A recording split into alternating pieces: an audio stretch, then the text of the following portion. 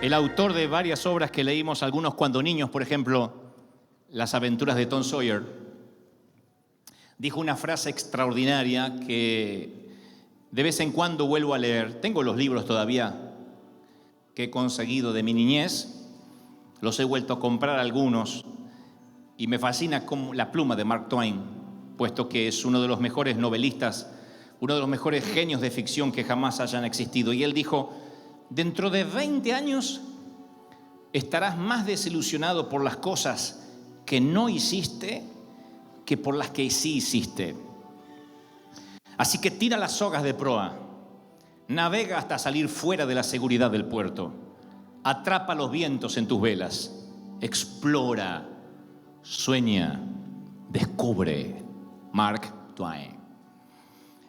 Y pensaba, y el Espíritu Santo me decía esta semana, que todos inevitablemente vamos a vivir momentos decisivos en la vida, o si acaso no los hemos vivido, que las circunstancias pueden cambiar para cada quien, pero hay una ley del riesgo que es universal. Mientras más estés dispuesto a arriesgar en la vida, en el ministerio, en la pareja, en las finanzas, más te puede usar Dios.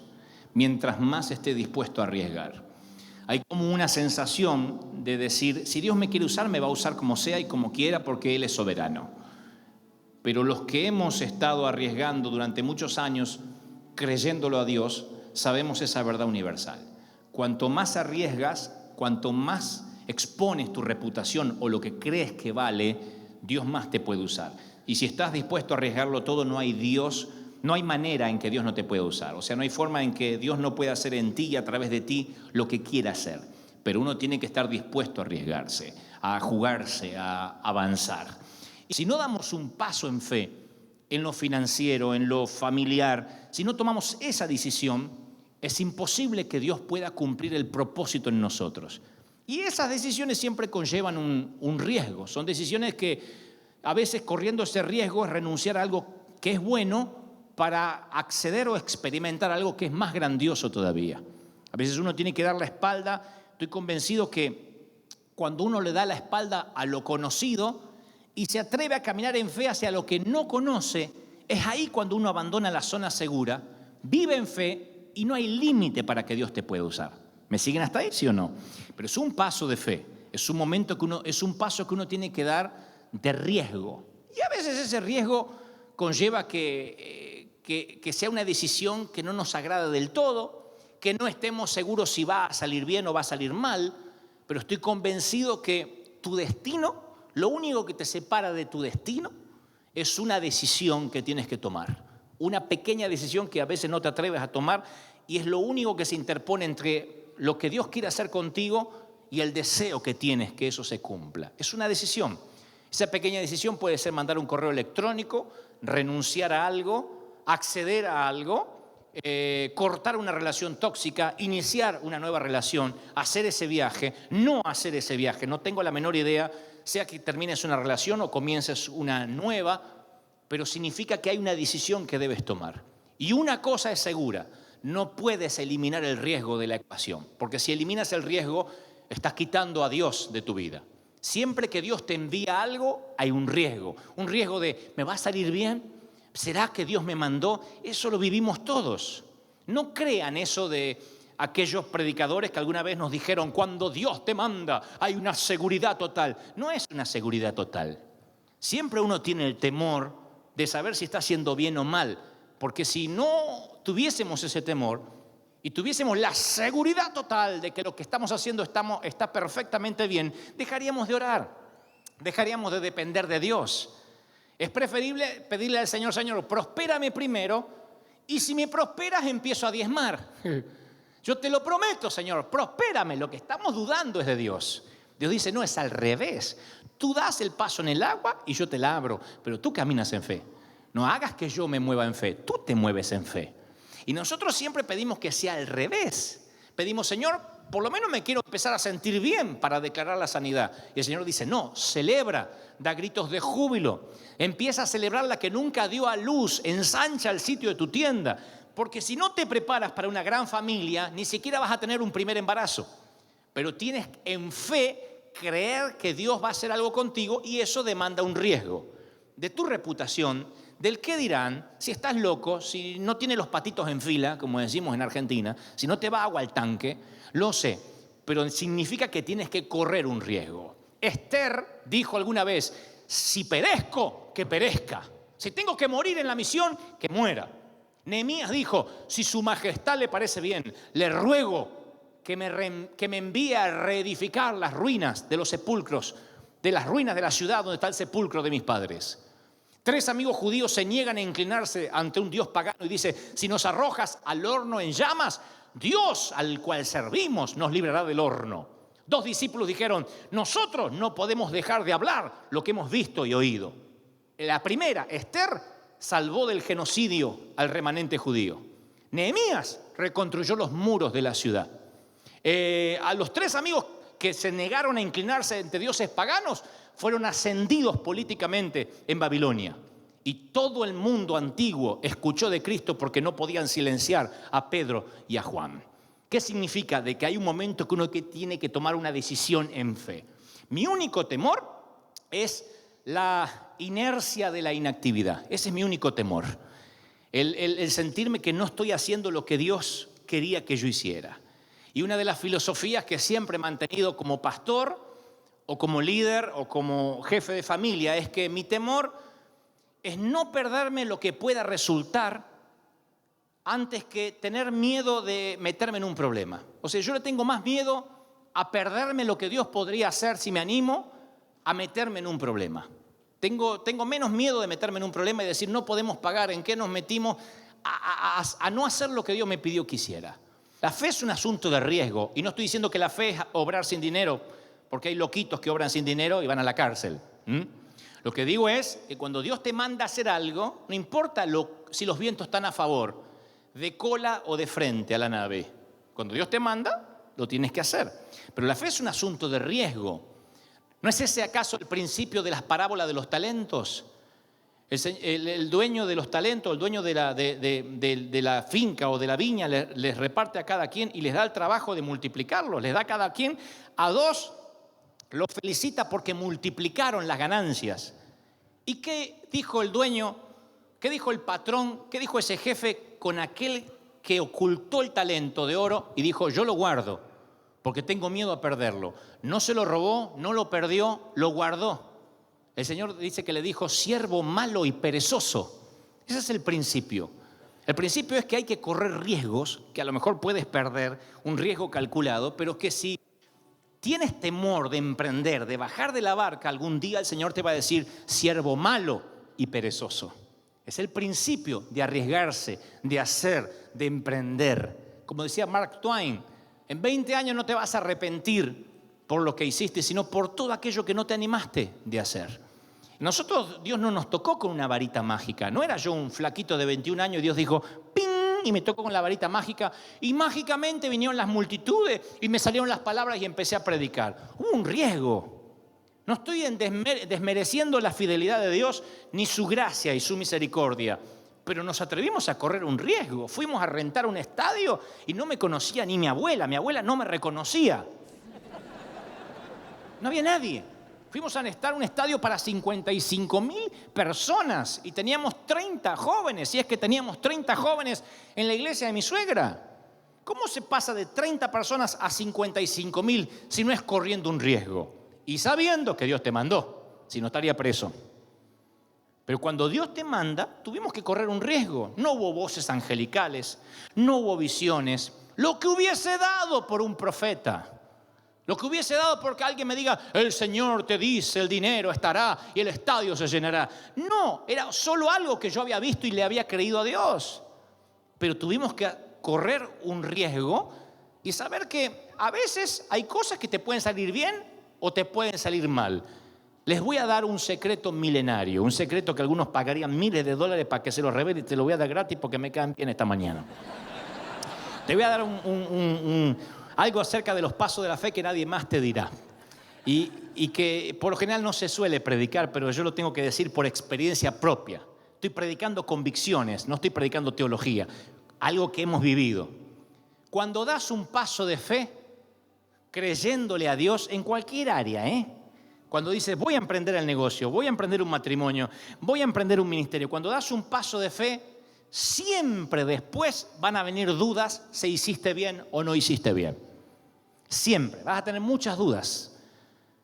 La Biblia dice que el Señor aparece sobre las aguas como un fantasma. Cuando reconocen que es Él, Pedro dice, si eres tú, manda que yo vaya hacia ti. Conocen la historia. Y entonces dice, y al sentir Pedro el viento fuerte, tuvo miedo, comenzó a hundirse y gritó, Señor, sálvame.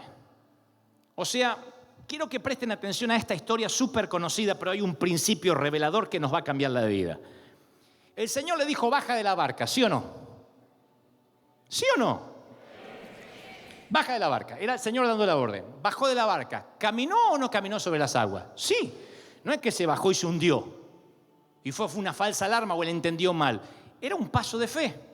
Pero él, viendo las olas y el viento, se empezó a hundir. ¿Qué le empezó a pasar? Que una vez que caminó sobre las aguas, empezó a decir, pero ¿será que realmente estoy caminando sobre las aguas? ¿Será que realmente me mandó? ¿No es una locura? Una vez que salió, más de una vez empezó a dudar, se centró en las olas, se centró en el viento y ahí fue cuando se hundió. ¿Qué diríamos nosotros si lo estamos viendo? Al final no era de Dios. Te bajaste de la barca y te hundiste. No era de Dios. Era de Dios. La duda, aún después de obedecer, hizo que se hundiera. Entonces hay aquí gente que el Espíritu Santo me está mostrando que inició algo en fe y después comenzaron las dudas y empezó a pensar, pero hay tanto viento, tantas olas y al final me estoy hundiendo, Dios no me mandó. No, Dios sí te mandó. De hecho, los primeros pasos lo hiciste en fe. Pero después empezaste a dudar. Y ante la duda, aquella palabra rema, aquella palabra que te mantenía sobre las aguas, de pronto se hace endeble. Y de pronto estás caminando sobre la nada por la sencilla razón que dudaste. Muchas veces cuando emprendas algo, vas a dudar aún después de haberlo emprendido. Andy Stanley dijo, hablando de visiones o pasos de fe, es probable que cuando le creas a Dios, nunca tengas una certeza superior del 70%. Esperar una certeza mayor que esa equivale a perderte una oportunidad. Y la mayoría queremos una seguridad antes de dar un paso de fe. Por eso hay tantos que no se casan. Y la chica dice, ¿cuándo me habla? Y él está esperando Los Ángeles, la oportunidad. Y como si tuviera 15 años está... Yo no puedo entender. Ahora, tú dices, pero un casamiento es para toda la vida. Y sí, pero es un riesgo que hay que correr.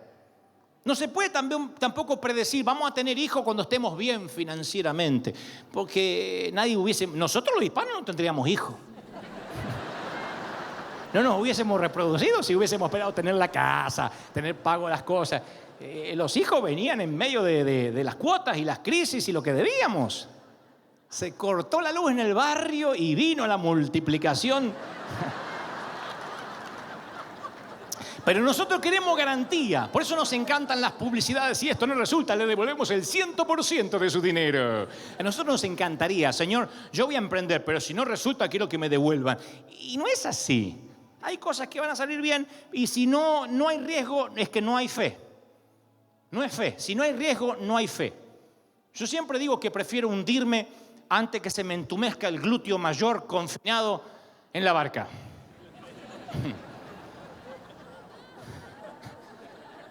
Hay un glúteo mayor y un glúteo menor, después explico. Pero yo prefiero toda la vida hundirme. Nunca nos vamos a lamentar habernos hundido. 11 discípulos lamentaron hasta el día de su muerte la oportunidad perdida de tener a Jesús ahí y haber podido caminar en las aguas, aunque sea un pequeño trecho. Lo que hizo Pedro. Lamentaron, estoy seguro, toda la vida no haber accedido a esa oportunidad. Un autor alemán dijo una vez, el infierno comienza el día que Dios te conceda la visión de contemplar todo lo que hubieses podido hacer pero no hiciste. Ahí comienza el infierno. La mayoría de nosotros lamentamos a corto plazo los pecados de comisión. ¿Saben lo que son los pecados de comisión? Los que se cometen. Entonces a corto plazo decimos, uy, lo que hice el lunes, ay, lo que hice ayer, ay, hoy levanté la voz. Pero a largo plazo, los pecados que se lamentan son los de omisión, los que no hicimos, los que no nos atrevimos, los que no emprendimos, los que no soñamos, las veces que no hablamos, las veces que callamos. Los pecados de omisión son las oportunidades perdidas que te persiguen por el resto de tu vida. Y a veces, por no correr un riesgo, perdemos para siempre una pieza del rompecabezas de tu vida. Y hay de los que llegan al final de su vida, o a los 40, a los 50, a los 60 años, y les falta una pieza de su rompecabezas. Y no saben qué hacer y dicen, pero pastor, no me alienta, yo estoy así. ¿Y qué hago ahora? Bueno, este es el mensaje. Lucha como nunca por este segundo matrimonio. Pelea como nunca por este nuevo empleo. Dile, voy a comenzar el nuevo ciclo lectivo con una disciplina que antes no tuve. Voy a emprender el lunes o el martes como jamás emprendí una semana. Voy a emprender esta segunda chance o esta segunda oportunidad ministerial de una forma diferente a como la desperdicié en el pasado. Siempre podemos resarcirnos, pero si uno no está consciente que no correr un riesgo ya es fracasar, que quedarnos en la barca ya es fracasar, la mayoría de la vida se nos va a ir sin que hayamos hecho nada importante. La vida se puede vivir de dos maneras, señores: jugar para ganar o jugar para no perder. El puente que cruza de montaña a montaña, desde la niñez a la ancianidad, hasta que seas anciano, ese puente movedizo se puede cruzar de dos maneras: con las ganas de llegar a la otra orilla, con una vida bien vivida, o con el miedo a no caerte, luchando para no caerte. Eso se trata la vida: vivir para ganar o vivir para no perder. Y no es lo mismo. Uno puede salir a jugar un partido de fútbol, como lo hemos visto en el último mundial, metiéndose atrás en la defensa para que no nos hagan ningún gol y aguantar 90 minutos para ir a penales, o puede jugar a la ofensiva y decir, no, vamos a salir a golear, somos un equipo importante. ¿Cuánto tiempo podemos jugar a la defensiva? ¿Cuánto tiempo como iglesia podemos jugar a que no nos ataquen, a que el Señor nos evite las crisis, a que nos mantenga el camino limpio, a que no tengamos dificultades, a que tengamos una vida feliz? No podemos vivir así, porque para eso nos hacemos budistas y hacemos nos ponemos a meditar. Esta es una vida real. Y la vida real es ofensiva. Yo recuerdo cuando Brian, que hoy tiene 21 años, pero cuando tenía 7, 8 años, los llevábamos a jugar fútbol en Buenos Aires, a un club que estaba muy cerca de casa.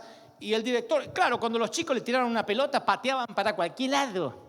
No sabía quién era el contrario, los equipos agarraban la pelota y pateaban. Y recuerdo que el director técnico decía, al arco, a la ofensiva, a la ofensiva, a la ofensiva, hasta que entendieron que tenían que patear para allá.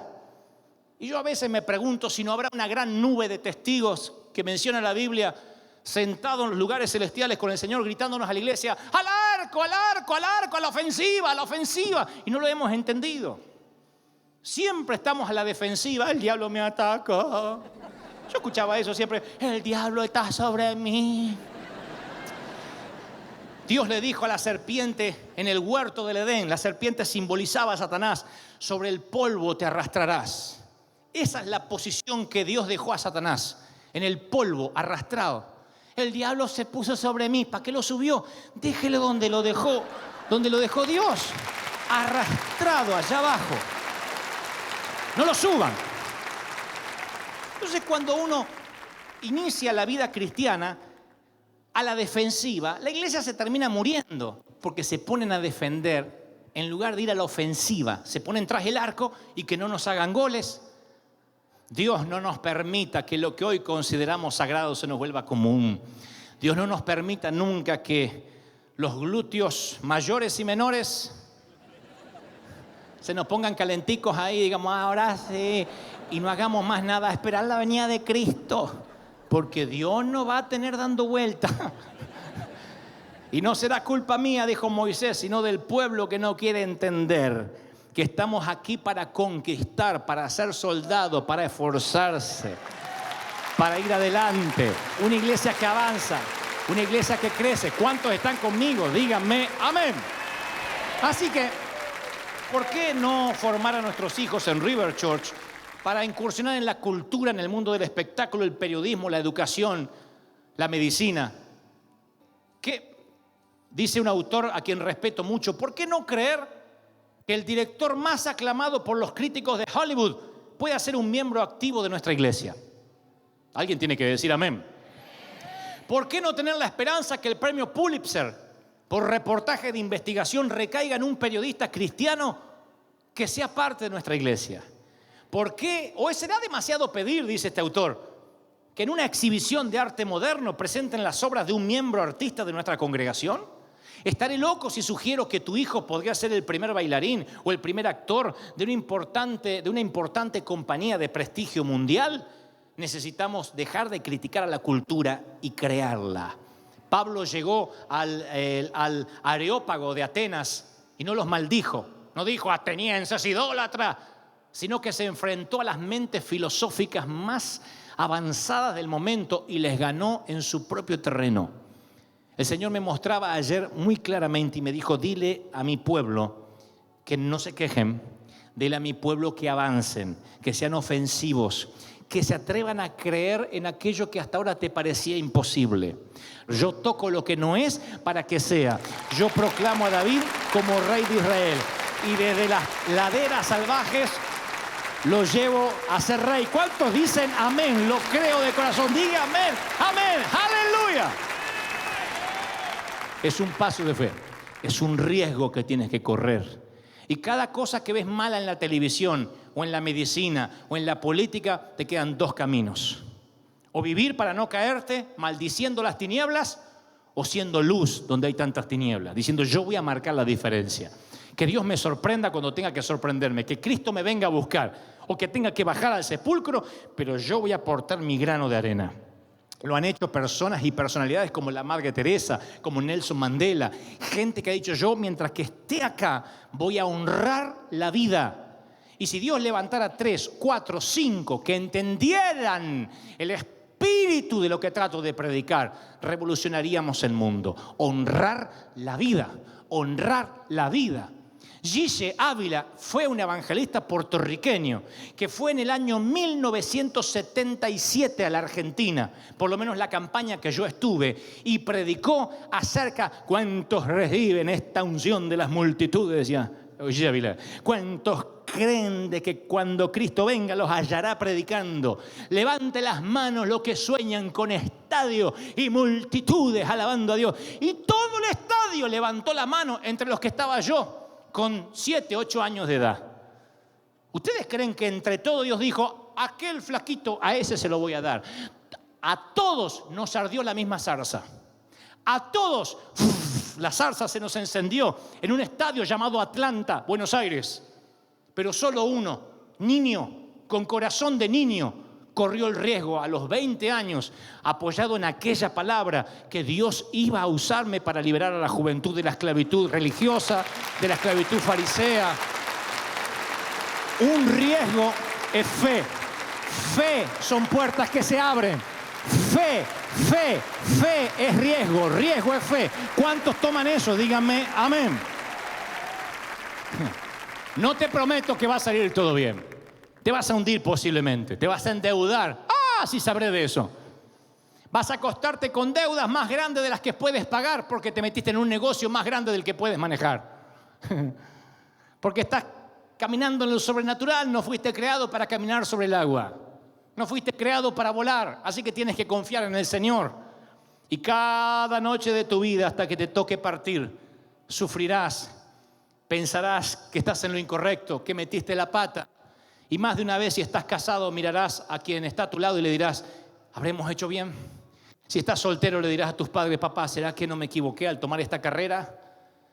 Vamos a la ofensiva, vamos a hacer goles, vamos a atacar. Quizá, dijo Jonatán, quizá Dios esté con nosotros. Es lo único que puedo prometerles, quizá. Estoy seguro que va a estar Dios contigo, pero aún quiero que vayas con un quizá, para que cuando Dios te dé la victoria te sorprendas y estés agradecido y no la des por sentado. Te costará todo tu ser. Tengas 40, 50, 60, 70, reinvéntate. Inicia. Explora, estira las velas en la proa, dijo Mark Twain. Avanza, sueña, no termines tus días no han terminado. Dios quiere que hagas algo. Hay una decisión que te está separando entre lo que Dios quiere que seas y lo que eres. Hay solo una decisión que te separa de lo que Dios quiere y te gestó para que seas y de lo que no estás logrando. Y Dios quiere que tomes esa decisión hoy, para que mañana seas una nueva persona, tengas 30, 40, 50, 70 o 100, pero hay que cambiar, dice el Señor. Hay que reinventarse, hay que creerle al Señor, correr riesgo, y el riesgo es fe. ¿Cuántos están conmigo? Díganme, amén. ¿Están conmigo? Díganme, amén.